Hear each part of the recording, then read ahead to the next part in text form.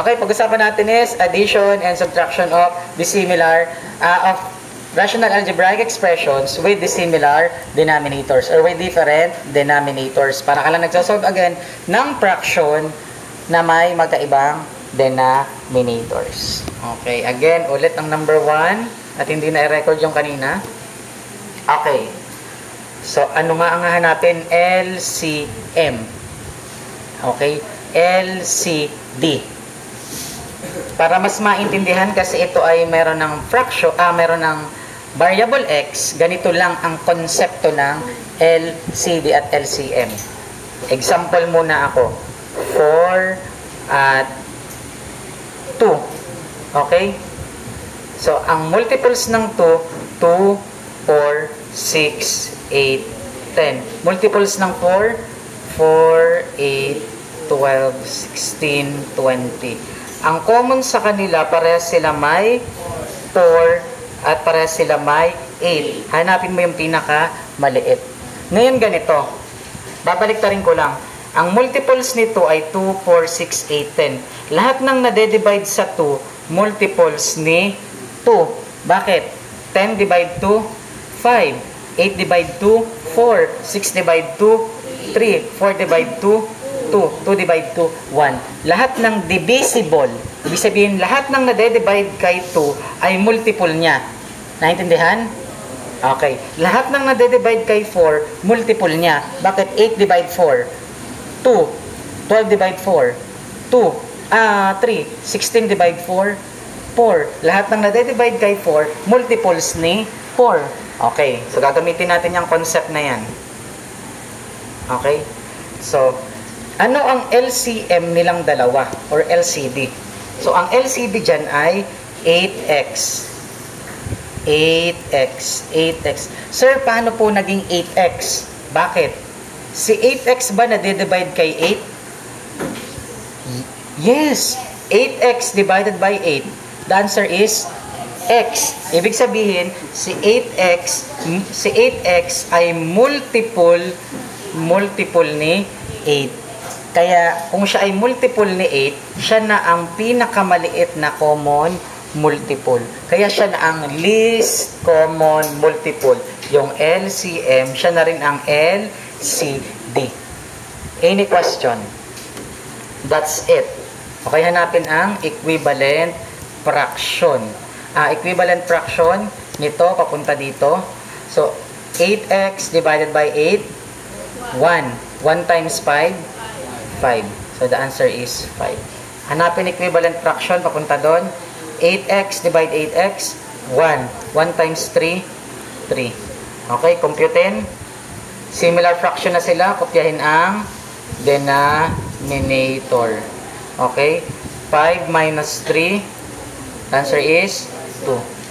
Okay. Sir, kanina daw po may x yung 5. May x yung 5. Check nga natin. Oo, tama. 8x divided by 8, x. X times 5, 5x. Sorry, ito ay 5x. Okay, next. So, 5 minus 3, 5x. 5x minus 3 pa din. 5x minus 3 pa din. Naintindihan? So, yan na yung sagot. Any question? Okay, next. Example. Ito, parehas lang ito. Yun, ganun yun. So, hanapin uli ang LCM or LCD. Again, ito ang mas malaki. Ito na i-check natin. Ito ba divisible by 2x? Yes, nadi-divide. Okay, 4x divide 2x. The answer is 2. Meaning to say, multiple ni 2x, si 4x. Ibig sabihin, ang pinakamaliit na common multiple ay 4x. Kaya yan ang gagamitin natin. 4x. Okay. Ganun na addition. Hanapin ang equivalent fraction. Okay. 4x divide 4x. 1. Times 5. 5. Plus. 4x divide 4x divide 2x. 2. 2 times 3. 6. The answer is 6. So, pwede na nating Kopyahin ang denominator. 5 plus 6, 11. Tingnan kung pwede pang i-reduce. Hindi na. So, this is the answer. Okay, next. Hanap uli ng kaparehas na scenario ito. Okay, again. Hanapin natin ang mga multiples ni 3. Pero alam na natin, si 6x multiple ni 3. Bakit? Divisible. 6x divided by 3, 2. Meaning to say, divisible siya kay 3. Kung divisible siya kay 3, multiple siya ni 3. O, dito nang gamitin natin na LCM or LCD. Naintindihan? O, yun na yun. Mas naiintindihan? Ayan, sige. So, gamitin natin ay 6x. Lagyan lang ng minus. Hanapin ang equivalent fraction. 6x divided by 6x, 1. 1 times 5, 5. Next, 6x divided by 3, 2 lang, 2. 2x, 2x. 2x times 3, 6x. Wait lang, mali. 6x divided by 3, the answer is 2x. 2x times 2, the answer is 4x. The answer is 4x. Purahin ko lang ito at nasulatan. Yan. So, the answer is 4x. So, pwede na i-solve. Kopyahin ang denominator. Then, 5x minus 4x. Yun pa din. 5 minus 4. Okay, yung iba, ina-arrange yan. Nire-rearrange. May tanong. Naintindihan? Oo, yan lang din yon. Next, hanap pa tayo ng same scenario. Same scenario to, same scenario ulit. Same case. Again, kung divisible ba si 12x kay 4x? Divisible ba? Yes, madedivide mo yan. Kaya, ibig sabihin, multiple ni 4x si 12x. Di si 12x na ang gamitin natin na LCD. Siya na yun, wala nang iba. Okay? Siya lang, sapat na. Okay, next. So, gamitin natin ng 12x. 12x divided by 4x. 3. 3 times 5, 15. Next. Ito ay 12x din. So, hanapin ang equivalent fraction.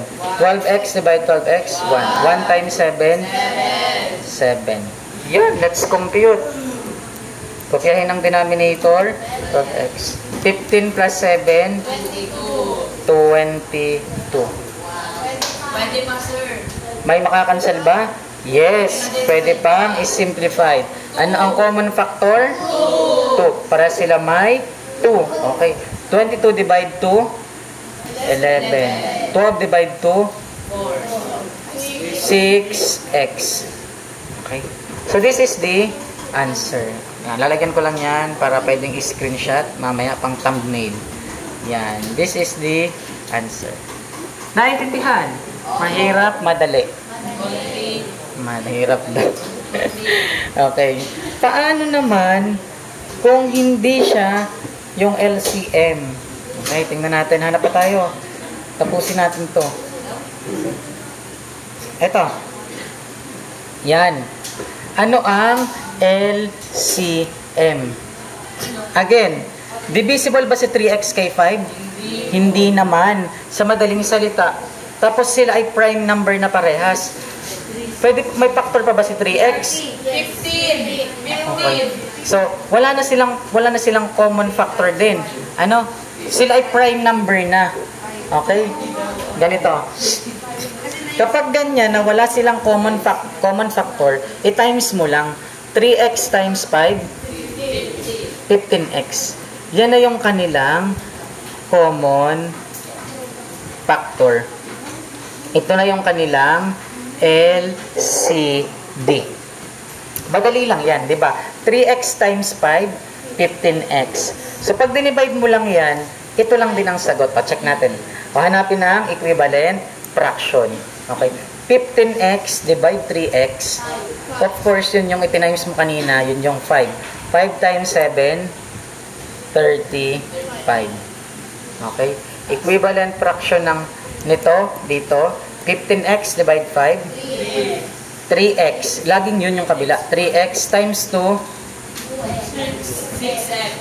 6x. Ayan. Next. Check natin. So, kopyahin ang denominator. 15x. 35 minus 6x, ganun pa din.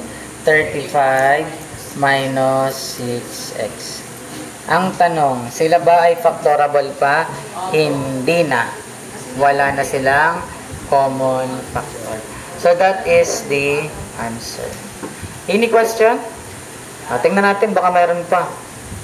Mayroon pa ba? So, yun ulit. Yun ulit, yung wala silang hindi divisible. Ito, number 2. Number 3. Again, sila ba ay divisible sa isa't isa? No. Actually, sila nga ay prime number na. Hindi na sila mapa-factor. Okay? Kapag ganyan, anong gagawin? Pagta-timesin mo lang. Yun na yung LCD. Okay. So, hanapin natin. Pag-timesin mo lang. X plus 2 times x minus 5. Huwag na natin pagsamahin para hindi tayo mahirapan. Ganun pa din ang sagot. X plus 2 times quantity x minus 5. Times quantity x minus 5. So, yan pa din. May tanong. Kumbaga, huwag na nating pagsamahin, isimplify para hindi tayo mahirapan. May tanong. Hanapin ang equivalent fraction. Ano equivalent fraction ito? Oh. X, quantity x plus 2 divided times quantity x minus 5 divided by x plus 2. Cancel. Ang matitira lang ay x minus 5. Laging yun ang sagot. X minus 5 times 7. 7 times x minus 5. Ay sir, ba't hindi niyo po pinagsasama? Para hindi tayo mahirapan. Okay? Ano ang equivalent fraction? Ito, i-divide mo dito. Makakancel lang uli ito. Matitira ay x plus 2. X plus 2 times 4. 4 times x plus 2. Ganun yung technique para hindi tayo mahirapan. So, pwede na. Walang cancellation dyan. Dun sa times lang yun. Okay, check natin. Meron ba? O, baka may mali ako Check na natin. Tama. Ay, nawala. Sorry. Ayan. So, ito. Check ko. Ayan, tama naman. Wala namang mali. Okay. So, pwede na nating isolve. Kokopyahin ang denominator x plus 2 times x minus 5. Okay. So, pag minusin ito, minusin na natin. Pwede na natin computein yan actually. Kung gusto nyo. I-compute na natin. 7 times x. 7x. Distributive property. 7 times negative 5. Negative 35. Okay, computein lang natin. Okay. Minus. Sige. Para hindi kayo maguluhan. Ayan. Ayusin ko lang. So, isi-simplify lang muna natin. Okay. Ito, sinimplify lang natin dito. Naintindihan? Okay, yun lang din yun. So, yung kabila, isimplify lang din natin. Okay, minus. Simplify muna natin. 4 times x. 4x. Okay. 4 times 2. 8. Okay. Positive 8. So, over x plus 2 times x minus 5. Ang haba, Ayan. So, dito ko na isosolve. Okay. So, pwede na nating pagsamahin ang denominator. Kopyahin na lang ang denominator. Ang lit ng panulat natin, x plus 2 times x minus 5. Ayan. So, pagsamahin na natin yung mga pwedeng pagsamahin. Okay? Alin ba yung mga pwede? 7x minus 4x. The answer is 3x. Next, negative 35 minus 8, ano? Negative Negative 43. Pag-isipan niyo mabuti bakit, tinuro ko na yan. Okay? Okay. So, this is the final answer. Sir, pwede ko pa ba yan i-FOIL method? Yes, kung gusto mo. Pwede ring hindi. Naintindihan? This is the final answer. Medyo i-zoom ko lang para makita ang pinaka-computation. Okay? Ito. Kaya pa? Again, ito naman. Ganun ulit. Same scenario. Anong gagawin? Ano na yung magiging LCD? Guys, pagta-timesin lang yung denominators. Kasi hindi naman sila divisible sa isa't isa. Quantity x minus 3 times quantity x plus 7. Okay? Ganun din sa kabila. Quantity x minus 3 times quantity x plus 7. Hanapin ang equivalent fraction. Ito, i-divide mo dito. Makakancel ang x minus 3. Matitira yung x plus 7. 2 times x plus 7. Ay, di ganun pa rin. 2 times x plus 7. Okay. Next, yung kabila naman. Equivalent fraction. Ito, i-divide mo dito. Makakancel. Matitira ay x minus 3. Times 1. X minus 3 pa din. Pag nag-times ka ng 1, ang sagot ay sarili. 5 times 1 ay di 5. 1 million times 1 ay di 1 million.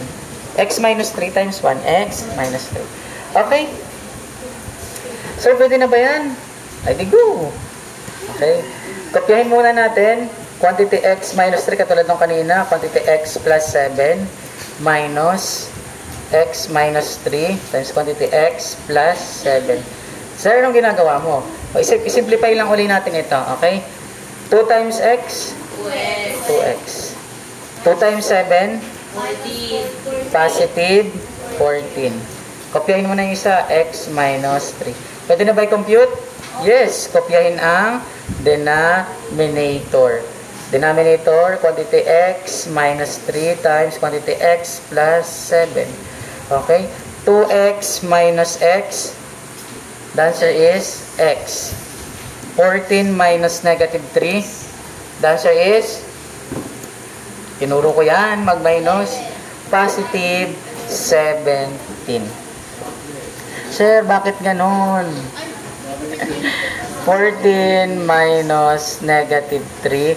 Tinuro ko yan guys, gagawing plus, gagawing plus. 14 plus positive 3. The answer is 17. Any question? Any question? That's it. This is the final answer. May tanong. May tanong?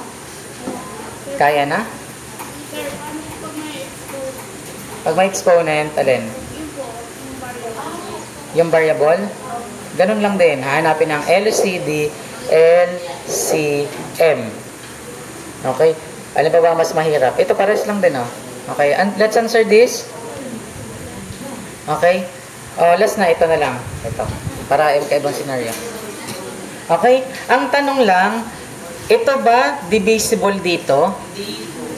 Tingnan natin kung divisible. I-factor natin kung divisible.